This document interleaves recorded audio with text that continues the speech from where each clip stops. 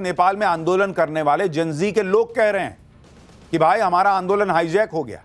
Gen Z की तरफ से कहा गया कि हिंसा और आगजनी में जेनजी से जुड़े लोगों का कोई हाथ नहीं है।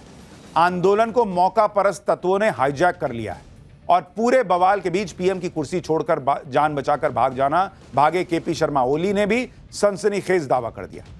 उन्होंने इशारा कर दिया कि नेपाल में बवाल भारत ने करवाया, लेकिन इसका सच क्या है आज आपको विस्तार से बताऊंगा।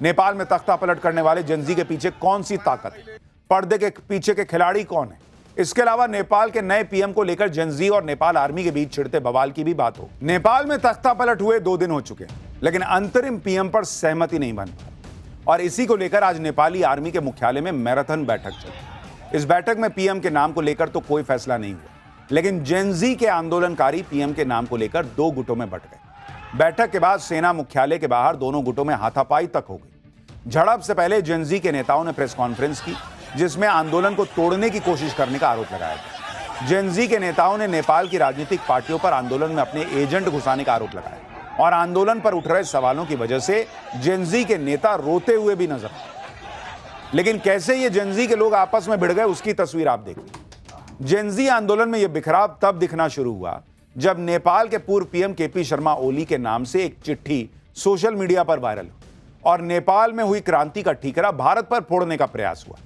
चिट्ठी में लिखा गया कि डियर जेनजी, आज मैं शिवपुरी के इस एकांत सुरक्षा क्षेत्र में नेपाली सेना के सैनिकों से घिरा बैठा हूं और तुम्हें याद कर रहा हूं। सरकारी कार्यालयों में आगजनी और तोड़फोड़ अचानक नहीं हुई, आपके मासूम चेहरों का इस्तेमाल गुमराह करने के लिए किया जा रहा है।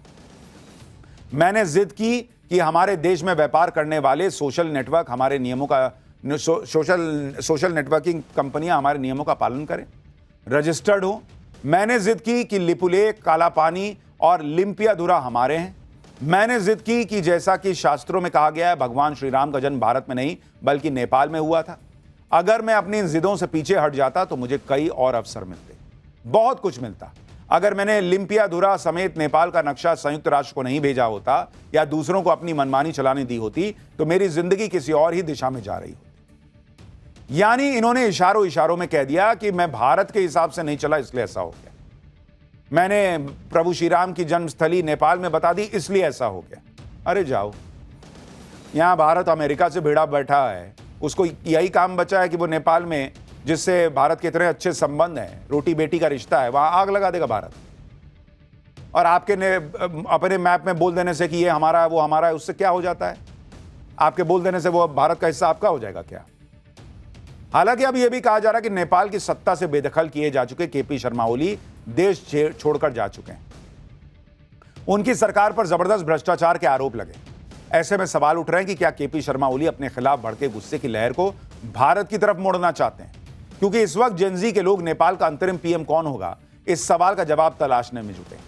हालांकि कल तक यह तय माना जा रहा था कि नेपाल के सुप्रीम कोर्ट की चीफ जस्टिस रह चुकी सुशीला कार्की नेपाल की अगली पीएम हो सकती है, लेकिन अब जेनजी आंदोलनकारियों का एक गुट उनके खिलाफ हो गया है।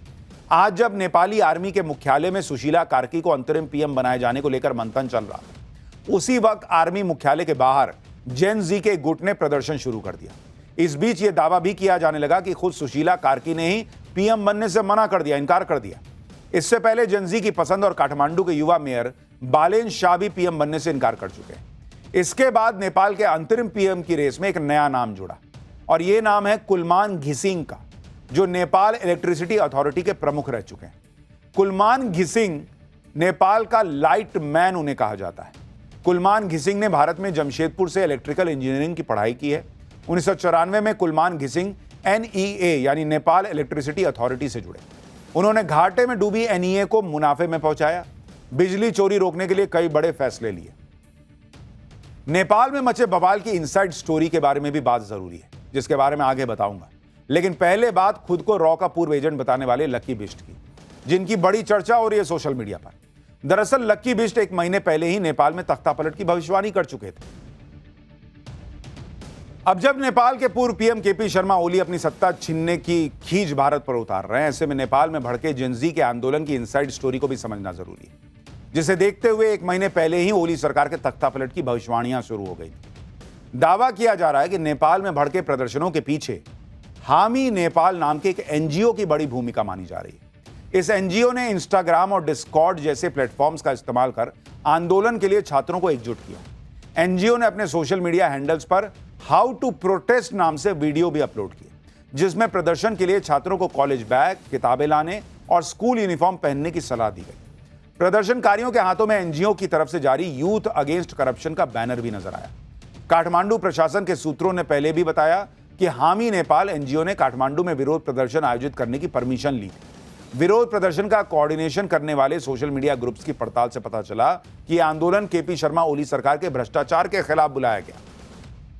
इन सोशल मीडिया ग्रुप्स पर बेरोजगारी और असमानता के खिलाफ पोस्ट अपलोड की गई। नेपाल के युवा इंटरनेट यूजर्स का आरोप था कि राजनेताओं और मशहूर हस्तियों के बच्चों को लग्जरी सुविधाएं मिल रही हैं, जबकि आम लोगों को बुनियादी सुविधाओं के लिए भी संघर्ष करना पड़ रहा है।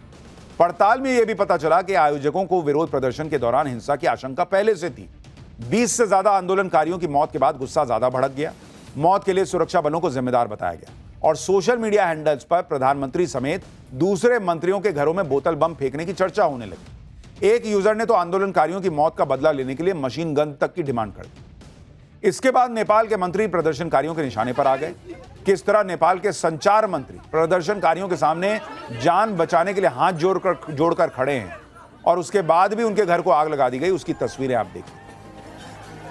अब आपको यह भी बताता हूं कि जेनजी के जिस आंदोलन की वजह से नेपाल में 48 घंटों के अंदर तख्ता पलट हो गया, पीएम और मंत्री जान बचाकर भाग खड़े हुए, पूरी तरह से उथल पुथल मच गई। सोशल मीडिया पर उस आंदोलन को खड़ा करने वाले एनजीओ हामी नेपाल पर आंदोलन के लिए विदेशी फंडिंग लेने के आरोप लग रहे हैं। हामी नेपाल को नेपाल की ही बारबरा फाउंडेशन से कई बार फंडिंग मिली। हामी नेपाल एनजीओ को नेपाल में ऑफिस स्पेस भी बारबरा फाउंडेशन ने दिया। इसके अलावा कई दूसरी विदेशी संस्थाओं से भी करीब 20 करोड़ रुपए की फंडिंग जुटाई गई। हामी नेपाल के तार ऐसे लोगों से जुड़े हैं जिन पर खुद भ्रष्टाचार के गंभीर आरोप हैं। एनजीओ हामी नेपाल के मेंटोर माने जाने वाले दीपक भट्ट पर आर्म्स डील में फायदा उठाने के आरोप हैं। इसी तरह हामी नेपाल के फाइनेंशियल सपोर्टर साहिल अग्रवाल को कोविड के वक्त थर्मामीटर की ब्लैक मार्केटिंग के आरोप में गिरफ्तार किया जा चुका है। किसी देश को अस्थिर करने के लिए एनजीओ को होने वाली विदेशी फंडिंग कितनी खतरनाक हो सकती है, इसे भारत के नजरिए से भी समझना जरूरी है, क्योंकि भारत में नेपाल, बांग्लादेश या श्रीलंका जैसे हालात बनने से रोकने के लिए जब जब पीएम मोदी ने एक्शन लिया, तब तब एक इकोसिस्टम इस पर सवाल उठाने से नहीं चूकता। जैसे साल 2019 में मोदी सरकार ने बताया था कि 2014 से 2019 के बीच संदिग्ध विदेशी फंडिंग को लेकर 14,500 एनजीओ को बैन किया गया था। इन एनजीओ पर फंडिंग लेने में नियमों की अनदेखी का आरोप था। इसके अलावा एंटी इंडिया प्रोपेगेंडा फैलाने वाली कई संस्थाओं जैसे ऑक्सफैम, एमनेस्टी इंटरनेशनल इंडिया पर विदेशी फंडिंग से जुड़े आरोपों पर एक्शन हुआ। अब यह भी देखिए कि सीए प्रोटेस्ट के दौरान 2020 में दिल्ली में जो दंगे हुए, उनकी जांच के दौरान पुलिस ने दावा किया था कि आरोपियों को ओमान और यूएई जैसे देशों से फंडिंग मिली। यही नहीं, सीए प्रोटेस्ट से जुड़ी संस्थाओं को भी सऊदी अरब, यूएई, ओमान और कतर से फंडिंग मिलने का आरोप लगा, जिसका दावा पुलिस ने चार्जशीट में भी किया। इसी तरह 2022 में मोदी सरकार ने पीएफआई को बैन किया, जिस पर टेरर फंडिंग के गंभीर आरोप लगे। पीएफआई पर खाड़ी देशों से फंड जुटाने का आरोप लगा। दिल्ली और हाथरस में हुए दंगों के लिए भी पीएफआई पर चीन से फंड जुटाने का आरोप लगा। जांच में यह भी पता चला कि दिल्ली दंगे के आरोप भगोड़े जाकिर नाइक से जुड़ते मिले और उनके एनजीओ को मलेशिया से फंडिंग हुई। यानी नरेंद्र मोदी सरकार ने प्रोएक्टिवली काम किया, वरना प्रयास तो कई लोग कर रहे थे, ऐसा आरोप लगता है। पिछले साल ही केंद्र सरकार खुद सुप्रीम कोर्ट में जो हलफनामा दी थी, उसमें बता चुकी है कि इस तरह के एनजीओ विदेश से मिल रही फंडिंग का इस्तेमाल सरकार की योजनाओं के खिलाफ करते हैं। विदेश से मिली फंडिंग की 90% से ज्यादा रकम का इस्तेमाल प्रदर्शनों और उसके लिए लोगों को भाड़े पर इकट्ठा करने में होता है। यह नरेंद्र मोदी का विजन है, जिसका लोहा नेपाल के प्रदर्शन में शामिल वहां के युवा भी मान रहे हैं और कह रहे हैं कि नेपाल को शक्तिशाली बनना है तो भारत की तरह नई टेक्नोलॉजी पर फोकस करना होगा। सुनिए एक बार। टेक्नोलोजी को जमानामा नेपाल धेरै तल छ। नजिकैको छिमेकी देश इन्डिया टेक्नोलोजीमा धेरै माथि भइसक्यो। विश्वकै पावरफुल कन्ट्रीमा इन्डिया गइसक्यो। नयाँ नयाँ टेक्नोलोजीहरू उत्पादन गरेर इन्डिया जस्तै पावरफुल बनाउन चाहन्छु हामी। यानी भारत की चर्चा नेपाल में भी है, नरेंद्र मोदी जैसा नेता मिल जाए इसकी चर्चा नेपाल में भी है।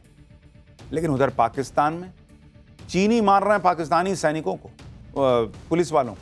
अगला चैप्टर देखिए। पाकिस्तान को झटके पर झटका, जिनपिंग ने रोका पैसा, अब चीनी नागरिकों ने पाकिस्तान पुलिस को क्यों पीट डाला? मुनीर का सबसे बड़ा राज खुल गया क्या? $500 मिलियन में ट्रंप को पाकिस्तान का क्या क्या बेच आया। पाकिस्तान पिछले कुछ समय से अमेरिका का दुलारा बना हुआ है। ट्रंप के साथ पाकिस्तान बड़ी बड़ी डील कर रहा है। ट्रंप भी पाकिस्तान में निवेश की बात कर रहे हैं। इन सब से चीन बौखलाया हुआ है, जो पाकिस्तान का पुराना सहयोगी है। पुरानी कहावत है कि दो नावों की सवारी हमेशा खतरनाक होती है, और यही पाकिस्तान के साथ हो रहा है। अमेरिका से दोस्ती बढ़ाने के चक्कर में जिनपिंग को नाराज कर दिया। अब तो यह स्थिति हो गई कि चीन के नागरिक पाकिस्तान में हंगामा कर रहे हैं। भाई, पाकिस्तान की कोई हैसियत नहीं है ना।